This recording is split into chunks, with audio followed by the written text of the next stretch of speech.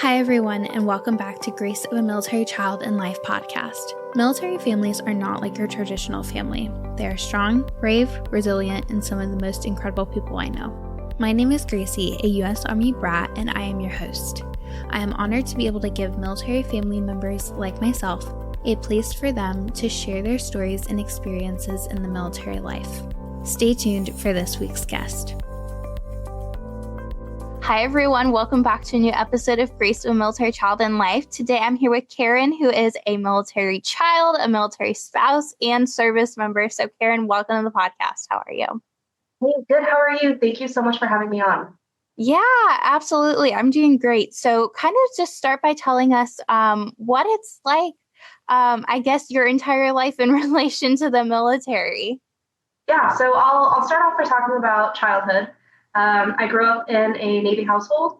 We did not move when I was a child. My father had turned into contractor work post his military time. So the home that we lived in for my childhood was the home I stayed in until I became a service member myself.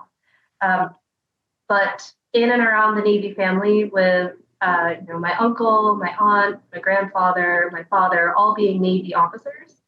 Yeah. It was a pretty prolific experience only because the military jargon was very familiar to me from an early age.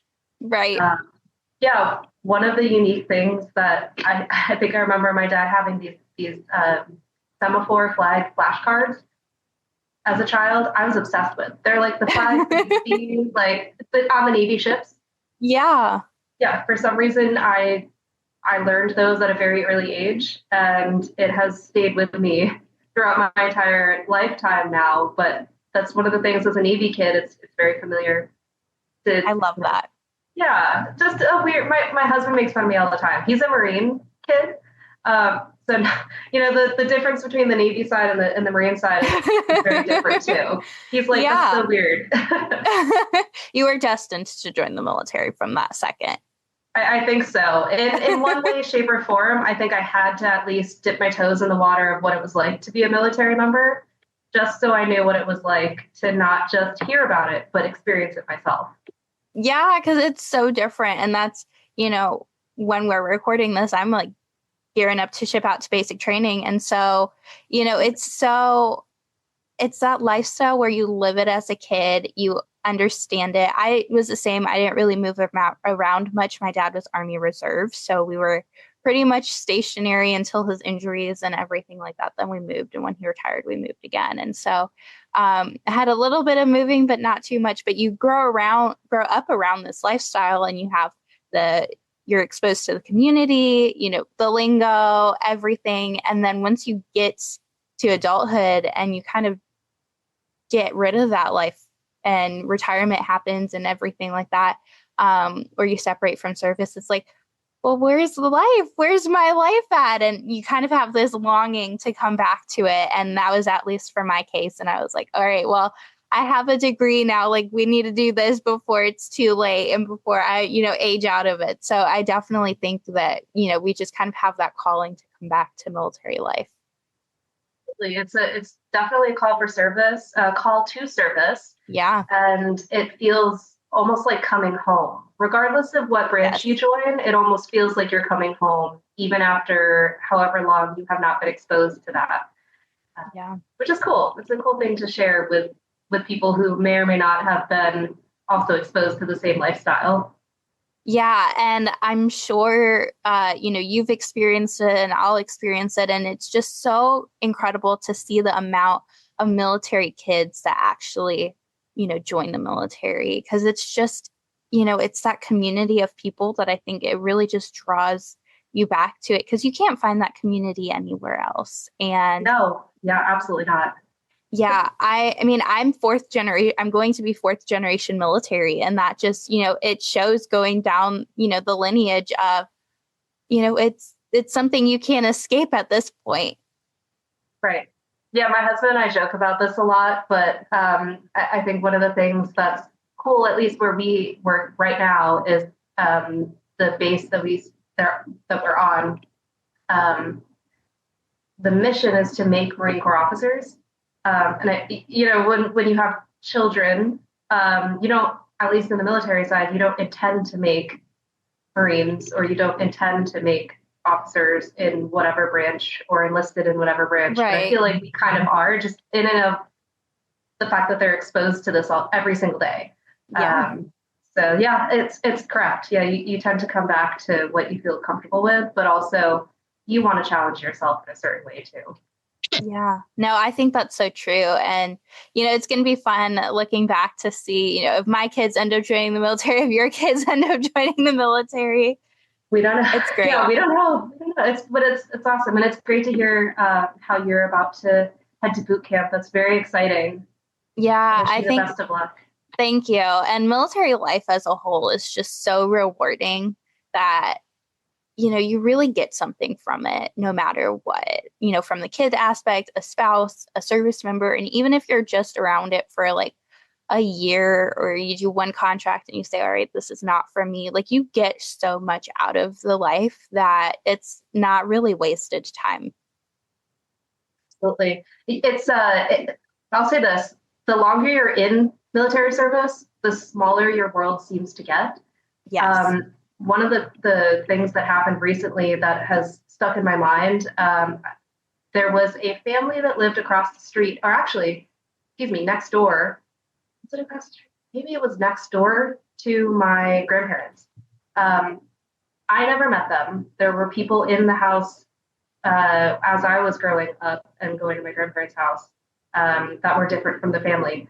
But Yeah. the family actually lives in the area that we live in now. Oh my Um, gosh. and I saw the name pop up, and I had to, it was in like a community chat or a community Facebook page. I saw the name come up. I saw some people saying something about, hey, I'm looking to give some sort of mail to this family. People were like, yeah, I remember this family. Reached out. I said, I have to ask, did you live across the street from my grandparents, growing up? Because Yeah. my dad specifically talks about how there was a Marine family that lived across the street. The person who was the veteran, the Marine veteran, had this project that he was working on that my dad and his brothers worked on Oh my as children, gosh. and it was like a sailboat. I guess he was building a sailboat. They were like, "Yeah, that was my dad." Like that's it's funny because again, it's such a small world, but the fact that they have gravitated back towards the Marine Corps base after being a Marine Corps family, and then now conversing with them as the grandchild of their neighbor, and both my grandfather and their father have passed, unfortunately. But to be able to come back and share that memory of military families, my grandpa was Navy, they were Marine, and cherishing that camaraderie is incredible. It's like coming home again. Yeah, no, that is like chills. That is so cool. And you're so right. Like it is such a small community, and the longer you're around it for, it's just the smaller it gets. And then, you start to kind of break it down, obviously by the branches, but then MOS and everything like that, you start just breaking it down even further, and it starts to get even smaller of a community. And the paths you cross are just it's unexplainable sometimes of how it happens. It is literally a miracle. Even last night, like my dad and I are going to a football game with an organization, and we were trying to figure out how tickets are going to be handed off to us. And this guy reached out to him yesterday and was like, hey, I'm going to meet you at this gate and give you the tickets so you guys can go in. And I recognized the name. And lo and behold, one of my friends, it's actually her dad who's going to be passing the tickets off to us. And I met her because both of our dads were injured. They're both amputees. And so we both got this same scholarship for college. And we met through that. And then I'm like, what a small world. Like, Yeah, how does that even so happen? yeah, and I'm sure as you join the service, you will probably come across the same sort of thing over and over again, where depending on where you are and your job field or what job field you're associating with, will just Yeah. it'll just be continuous. Because I've been in the service now for over 10 years, or almost 10 years, not over, goodness gracious, not that old yet. I'm aging myself, but almost 10 years. I keep coming across the same people. Even when Yeah. I don't expect it, hey, I know you. Were you in, wherever place 6 years ago now? That's crazy. It's Right. very unexpected. Yeah, absolutely. And I can't wait for that. I think it's going to be so fun. And just, that's also why they say never burn bridges in the military, because you never know who's going to come back around. Yes. Some people don't take that advice. I can only speak for my own experiences, but I truly try not to be. I'm a people person anyway, but Yeah. I try not to burn bridges because you just never know who you're going to come across or who is connected to who. Like, is that person a Yes. spouse or a child of whoever? And then some way, somehow, the powers that be know your name, and probably not a good thing. Right, exactly. Because once you burn one bridge, it's like a domino effect of, of how it goes. Correct. Although I will say some bridges are meant to be burned, but like yes. most of them are not. Most of them are very friendly people. Exactly. And it really, with the military, you boil it down. We're all, spouse, child, service member. We're all here for the same reason. And that is because, you or your family, someone in your family felt that service, that call to service. And, at the end of the day, that's all we're trying to do. We're trying to serve our country. We're trying to make a difference and keep the values that this country has and keep freedom. And so, we're all here for the same mission. Like, most of the stuff that people burn bridges over, it's like, all right, that's a paper cut. Like, let's just keep going and let's forget about that. And you never know who you're going to have to spend like 30 plus days in the field with. So you got to look at it that way. Yep. Or stuck on a small plane together for hours at a time. You never know. Exactly. But you're also a mom to military kids. So can you share what that experience is like too? Sure. I have 3 beautiful babies. I have a 3-year-old and twin 19-month-olds. Oh, so blessed. Yes, they're. Again, twin life and just military mom life in general is not for everyone. But I will say very, very meaningfully that it is probably the best thing I've ever done is to become a mom. Just in general, like joining the military has been amazing. Being a leader to incredible Marines has been a true joy. But being a mom is the best thing I think I've ever done in my life.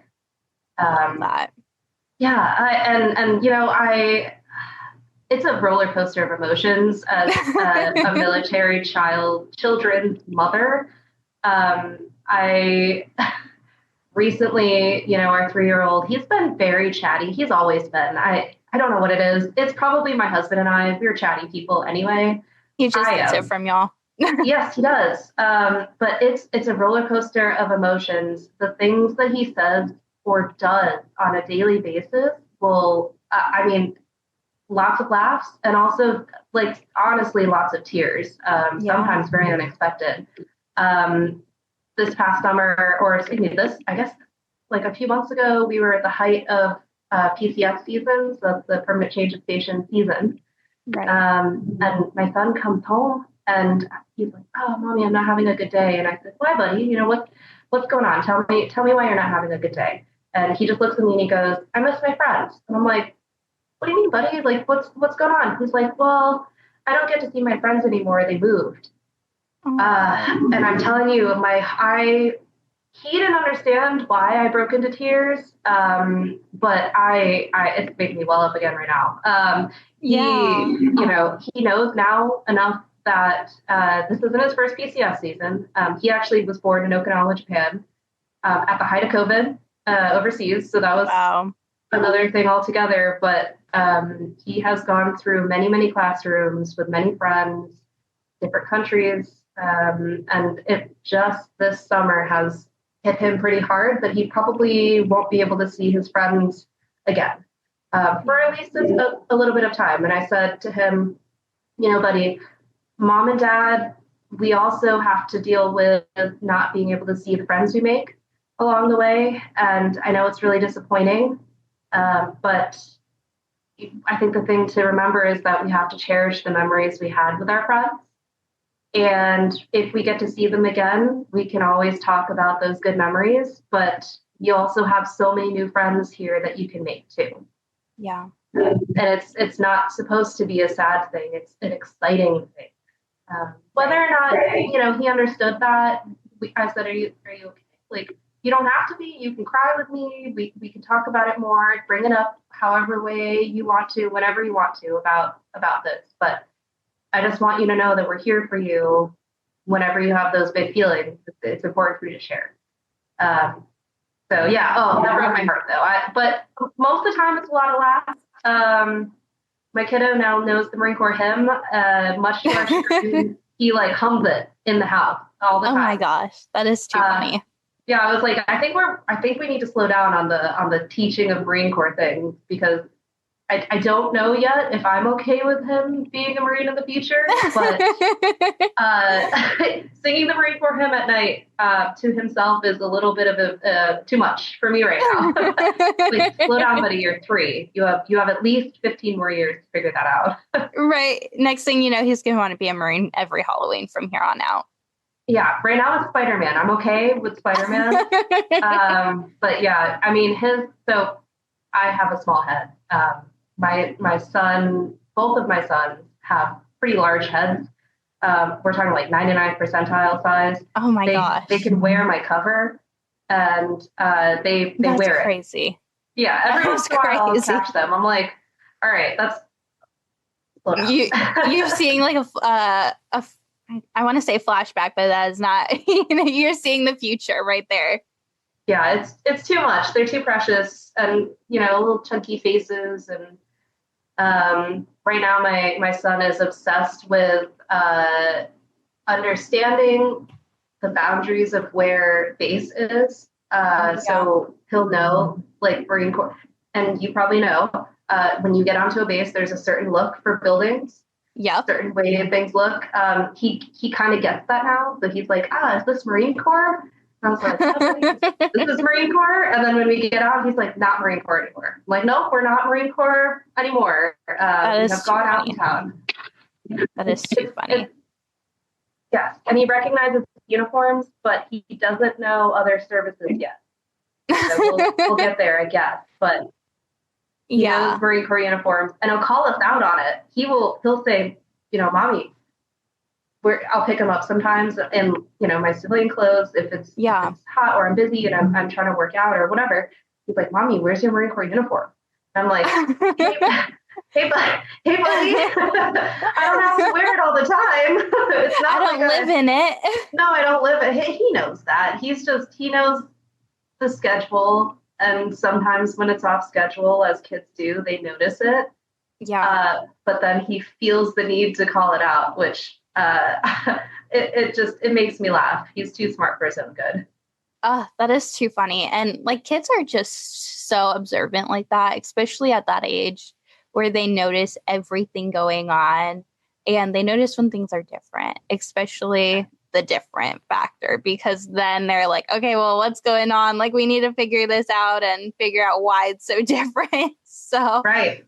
Yeah. But total, like, it can be heartbreaking sometimes raising military kids because, especially when they notice like the moves and their friends moving away and, they're at that age, you're able to start comprehending and understanding, okay, well, I'm not going to see my friends again for at least a while. And, I might not see them again, or, they're not coming back. And it is really sad, those moments, but it's so much fun because there are so many things that you get to do as military kids that most kids don't often get to do.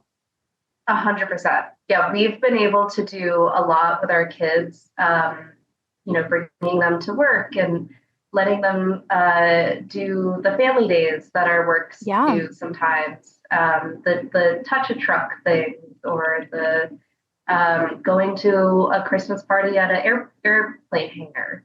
Oh, that's so fun. Yeah, I mean, all the things that I don't think kids outside the military usually get the chance to do. Um, even if they won't remember it, it's something for us to remember and cherish the time that we had with not only the friends we have and the coworkers we have at work, but with our kids. It's part of our identity. We can't let it go. And when we look back at those photos with our kids sitting in a truck or or aircraft or like in a building, Yeah. we're gonna be like, that's so funny. That's an incredible experience. They don't remember it, but we cherish that they were there and could share that time with us. Yeah.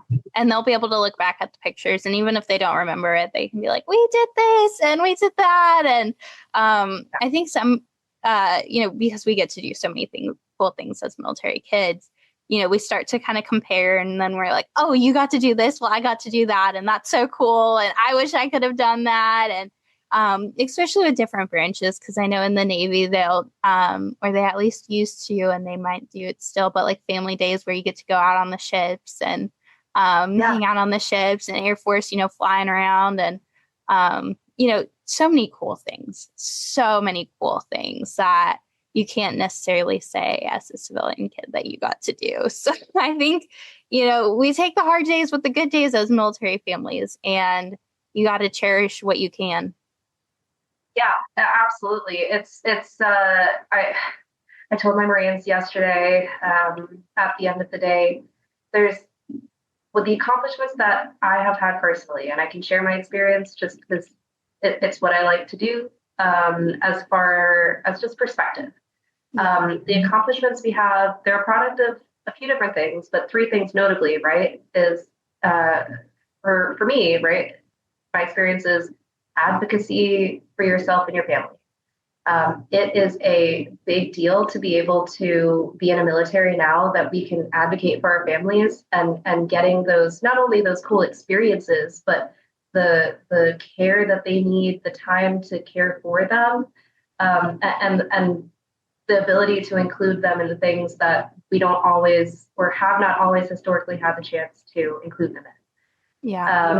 And then the importance of the command caring. So having those family days is a big deal, because if my kids are experiencing mommy and daddy not being home as often as they are, or not being available as often as other families, parents are available to the kids, I want my kids at least to know why mommy and daddy are out. Yeah. More so than their civilian counterparts. It's a big deal. And the command making the opportunities and caring about the Marines and their families enough to do that is a big deal. And then, choosing the right partner. My husband and I have been together for almost 13 years now, college sweethearts. We take a knee for each other's careers when we need to. Right. My last assignment in July, or that ended in July this year, was a year's worth of my husband being the primary care provider for our family. He had to be. It just could not work another way, unfortunately. And that was an incredibly difficult time for our family.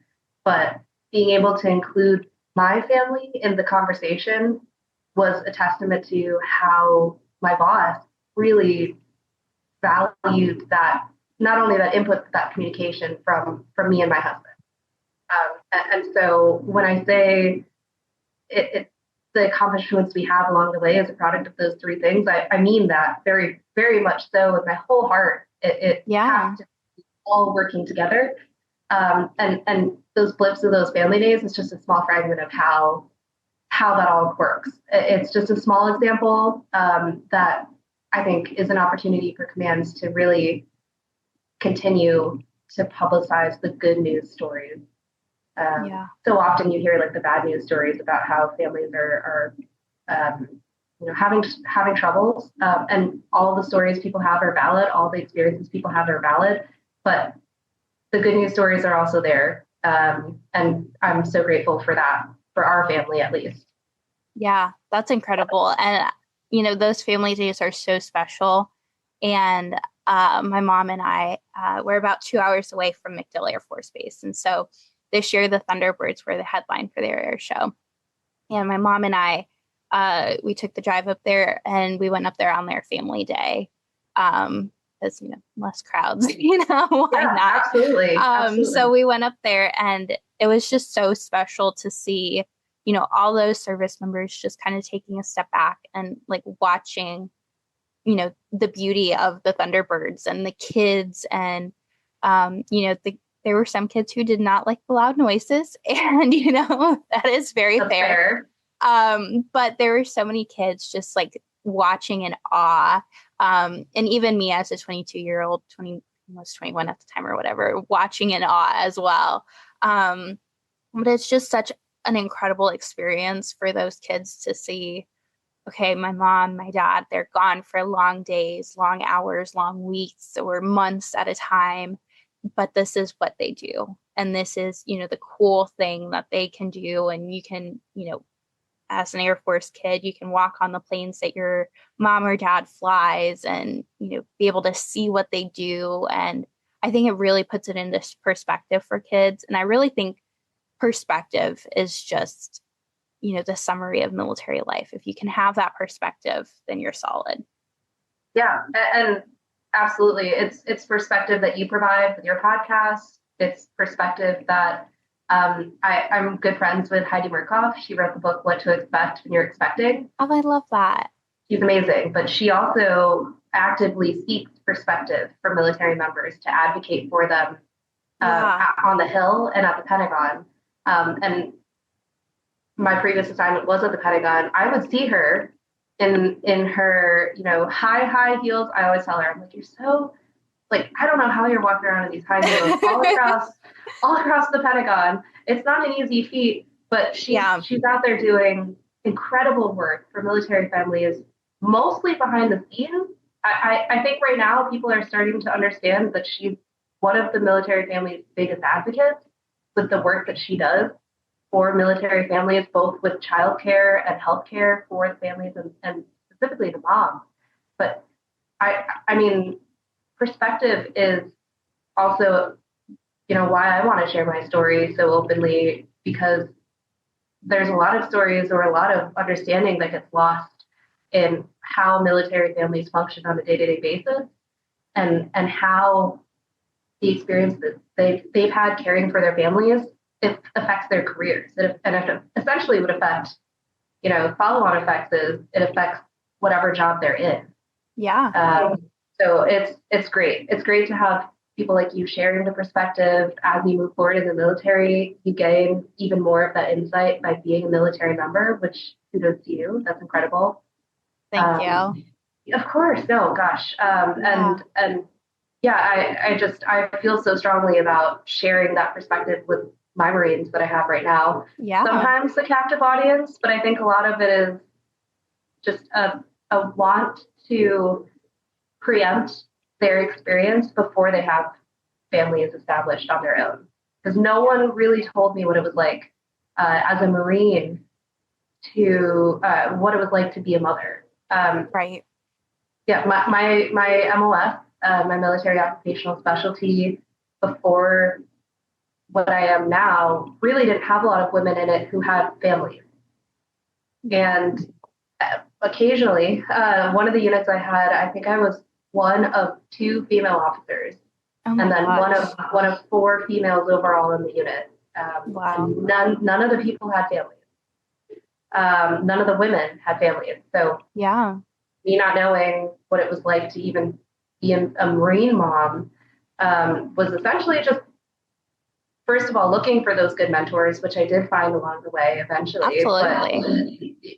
But like it was like going in cold. I just, as much as I wanted to know, I also had so much that I didn't know. Yeah. And what you don't know, you don't know. You have to like figure it out, especially in this. Right. But the thing that I did not lose along the way was my value for family. And I feel very blessed that my parents had established that early on, both, my mother with her cultural value of family, and then my dad with his understanding of, the military family value. I never lost that. Even as I was going through the Naval Academy, my value was always number one, family. Yeah. And some people feel strongly about that. I've heard people say, if I can't be a Marine and a mom, and I can't value, uh, if I don't have, this is what I've heard. Again, all people are open and entitled to their opinion, but I've heard people say, well, if you don't value the Marine Corps more than your family, then you shouldn't be a Marine. Right. And I don't know how I feel, at least for me, like that's not necessarily valid to everyone in the military. Yeah. I think if you're unable to be an empathetic leader or an empathetic military member, in my opinion, I'm not quite sure you should continue to be and maybe this is off the record, but right, like I feel very strongly about being an empathetic person and being in the military. I think there's need for that. And if having a family is what is allowing you to be an empathetic person, I think that's important.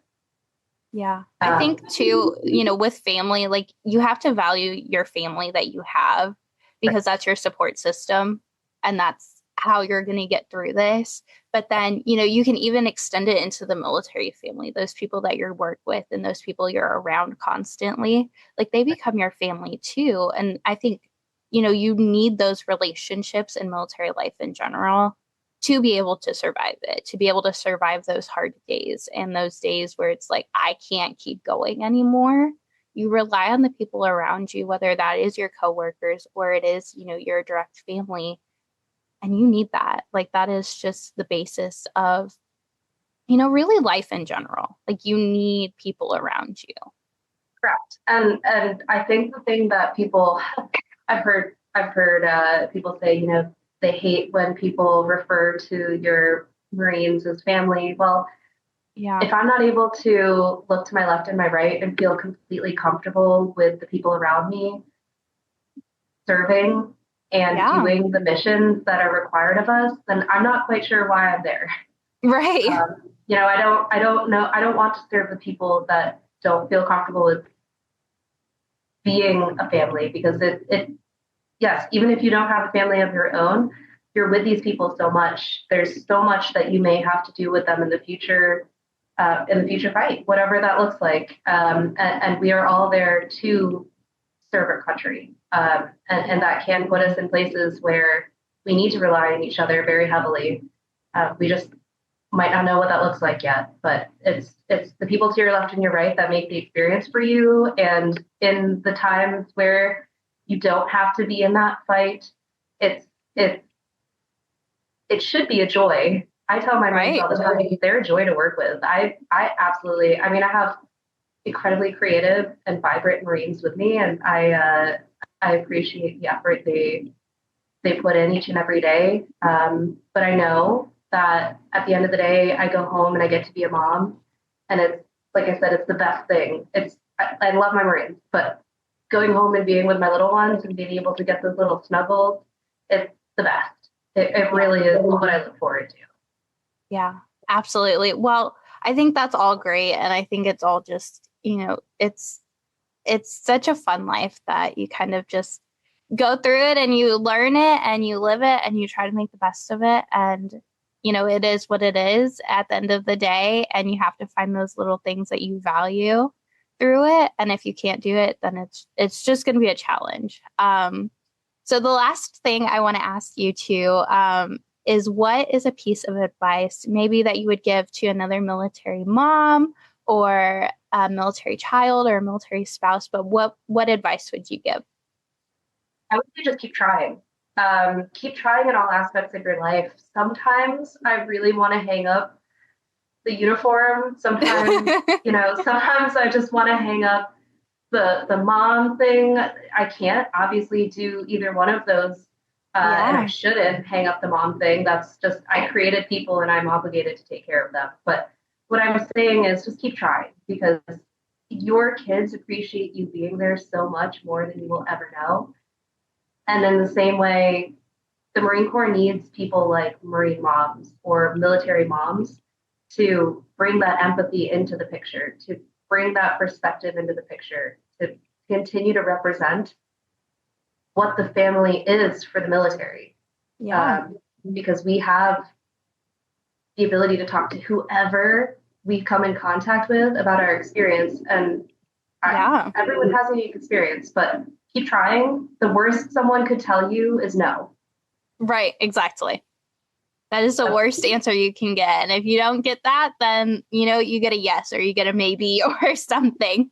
Right. Or you get more motivation to keep trying again. It really won't hurt for someone who has been told no many times in her career and life.